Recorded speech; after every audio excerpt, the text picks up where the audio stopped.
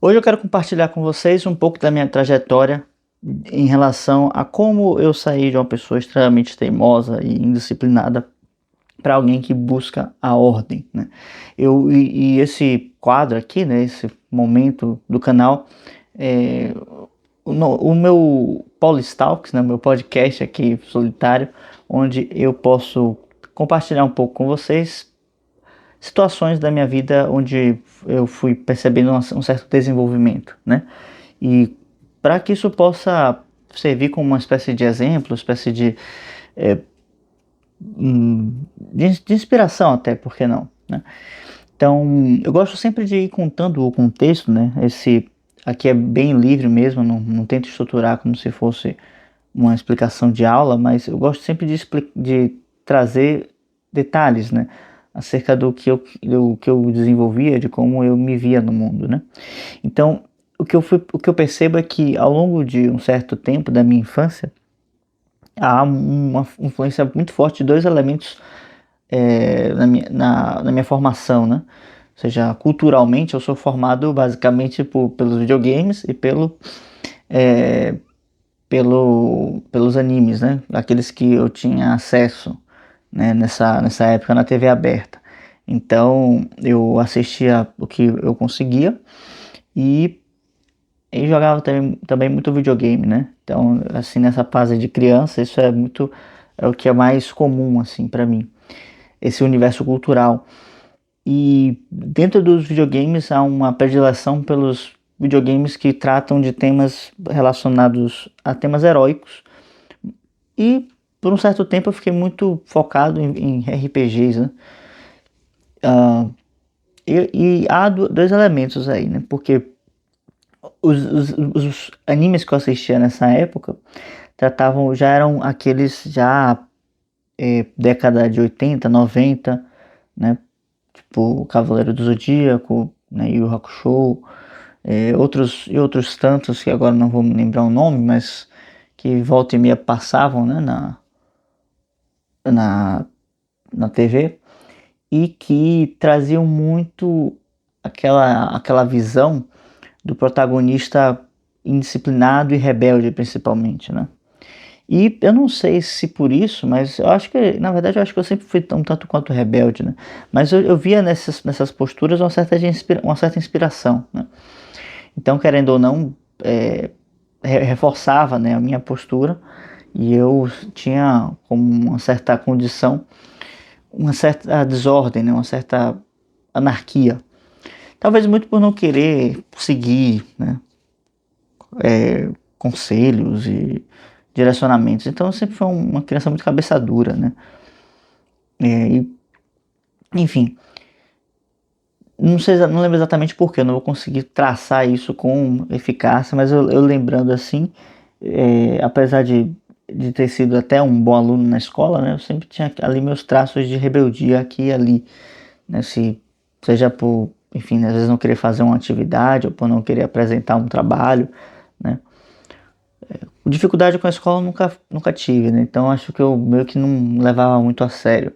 Talvez um tanto quanto por isso também, né? Enfim, sempre com uma certa também tendência de esquivar a exposição, né, dos sentimentos também.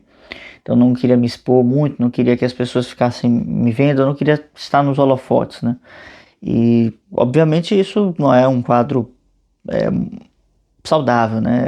É algo que precisa ser trabalhado em alguma medida, porque a gente não pode nunca agir simplesmente por nossa cabeça, né? Assim, ou simplesmente sendo do contra.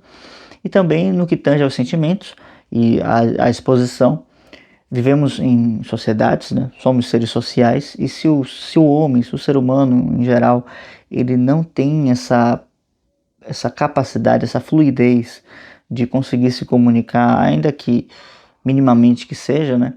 Há algum problema ali, né? É necessário trabalhar isso, né? E foi algo que eu só fui buscar trabalhar bem depois, né? Algo que posso até depois compartilhar em um outro momento, em outra oportunidade. Mas para não deixar muito longo, né? Opa, vamos então pensar o seguinte agora. Em contraposição a essa postura mais rebelde, havia uma postura de certa forma, um cavaleiro romântico, né? Ideal, até solitário muitas vezes, porque é como as histórias traçam, né? É um certo tipo de cavaleiro que busca lutar contra as injustiças do mundo e por muitas vezes ele está sozinho e não tem muito o que fazer a não ser lutar sozinho, né? E, bom, ele é sempre justo, sempre bondoso. Isso, vamos dizer que estava com uma espécie de semente, né? Seu estado latente dentro de mim e que, vamos dizer assim, formava uma espécie de elemento sonhador, ideal que eu gostaria de alcançar um dia, mas que de forma alguma eu buscava ativamente isso, né? Então eu percebo que os elementos melhores, né, da minha índole, da minha personalidade, eles ficavam meio que escondidos, né, suplantados pelos meus vícios. Talvez isso seja basicamente a história de vida de todo mundo, né? Tem que lutar contra esses elementos. Mas o que eu percebo é que é impressionante como a gente acaba imitando muito essas inspirações. Então, se você tem alguém que tem um certo comportamento ou uma obra cultural que te indica um certo comportamento, você vai acabar seguindo essas tendências. É importante perceber isso, porque não se trata de não imitar as coisas ou não imitar os exemplos, porque vamos imitar. Temos uma natureza imitativa e essa natureza imitativa é algo que está impresso na estrutura do universo, né? Isso é até uma questão metafísica importante. Se a gente avaliar com propriedade, com profundidade, a gente vai perceber que em muitos momentos estamos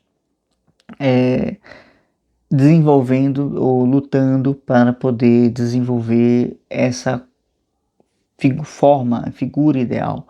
Ou seja, eu quero ser de tal jeito porque tal pessoa é assim e isso me inspira, né? Eu quero ser de tal forma que eu seja tal como aquela pessoa, né? E isso foi seguindo, né? Essa rebeldia até um certo ponto, que foi o ponto que eu encontrei a filosofia, né? E com a filosofia me vieram muitas respostas para o mundo que eu achava tão confuso, tão bagunçado e que eu percebi, né, que, bom, embora eu não fizesse nada para piorar o mundo, né, na minha cabeça, eu também não estava fazendo nada ativamente para melhorá-lo, né. Hoje eu percebo que a gente precisa, só o fato de não fazer nada de forma ativa já é um passo para ajudar na piora do mundo, né? Então você precisa ter uma postura ativa de melhoria, que começa por si mesmo, tá? Não há como educar ninguém se você não começa uma educação interna. Isso é um ponto que ficou bem mais claro, né, depois com a maturidade. E que se para algumas pessoas é óbvio, para mim nunca foi, né? Sempre fui alguém muito resistente a mudanças, né? Nunca quis mudar para nada, né? Então, certamente, o que acontece nesses casos, né? Se tem uma pessoa que é muito rígida, muito resistente, muito cabeça dura em relação às mudanças, ela certamente está persistindo no erro, porque não somos perfeitos e justamente se queremos mudar, ou fazemos isso por uma aspiração de melhorias na nossa vida, né? E, geralmente onde as pessoas erram é não saber distinguir o que é melhor para nós mesmos, para si mesmas, né?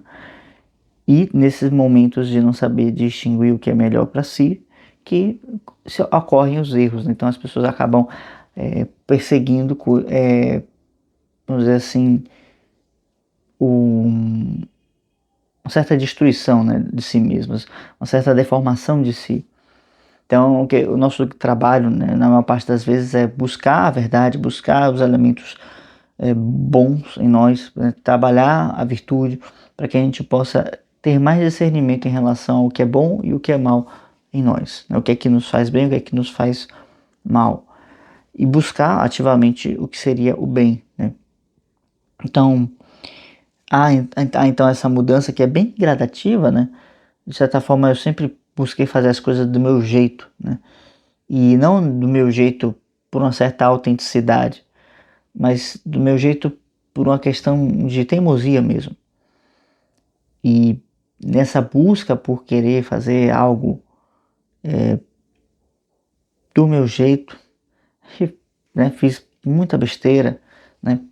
Bati muito cabeça e, enfim, também já briguei com um monte de gente, né? Isso já contei para vocês em outros relatos. Mas o que começou a dar um norte, né, na minha vida, né, nesse sentido de estrutura, né, é justamente entender que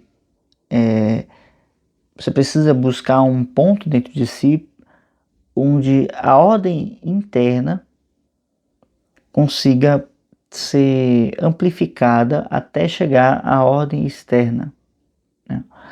Então, fui percebendo que só existe, na verdade, a ordem interna, porque o mundo exterior ele é um reflexo do mundo interior.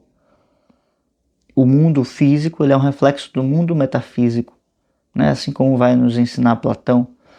Então, você precisa encontrar um ponto dentro de ti que seja essa força, essa ordem, essa prevalência da sua identidade, né? Porque a ordem vai trazer uma estrutura e uma clareza para as coisas do mundo, né? Para nós mesmos também.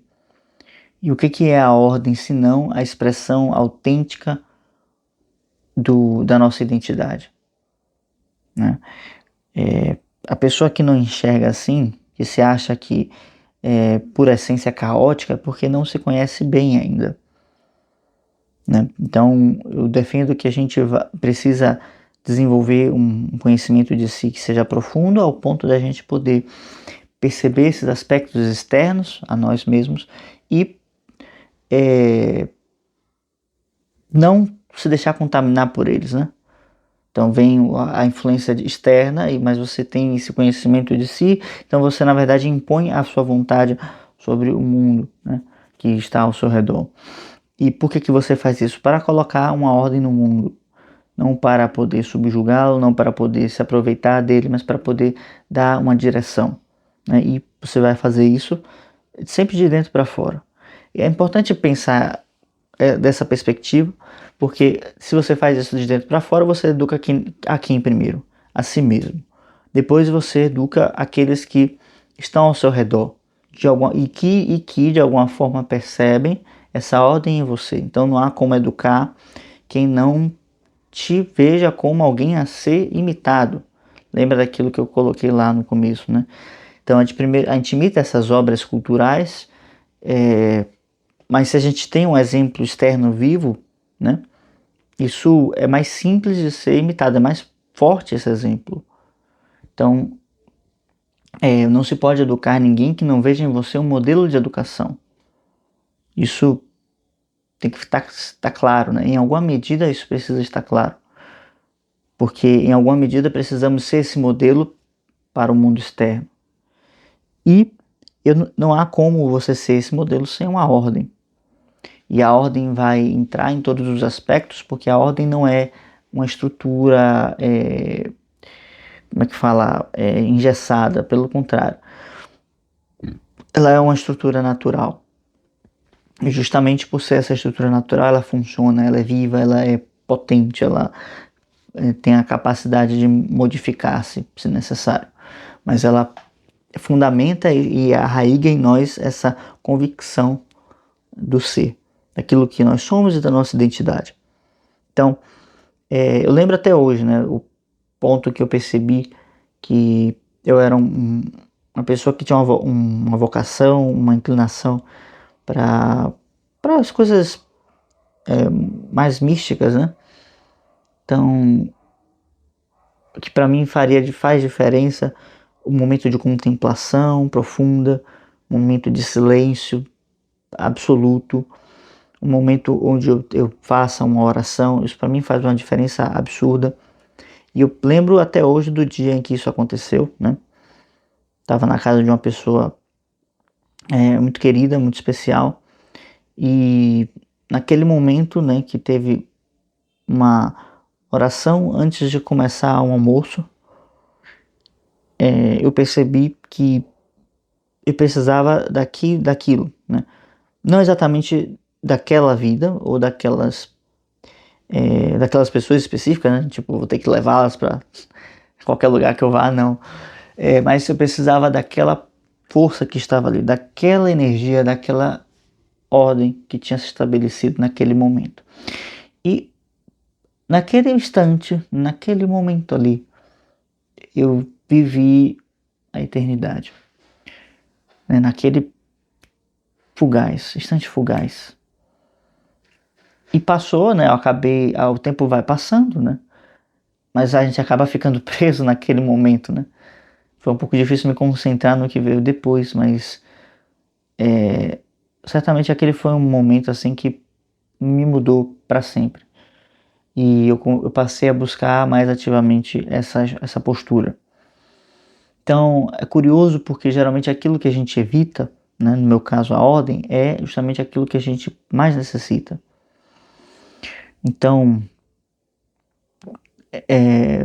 nesse ponto, né, que é importante eu acho importante essas descrições, essas biografias, esses relatos que eu trago para vocês, porque às vezes a gente está insistindo em um caminho, né?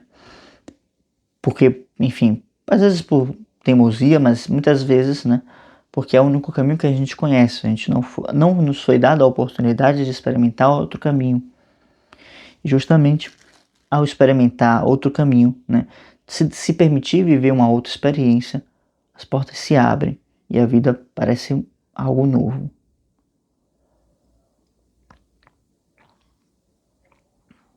Para que a gente possa né,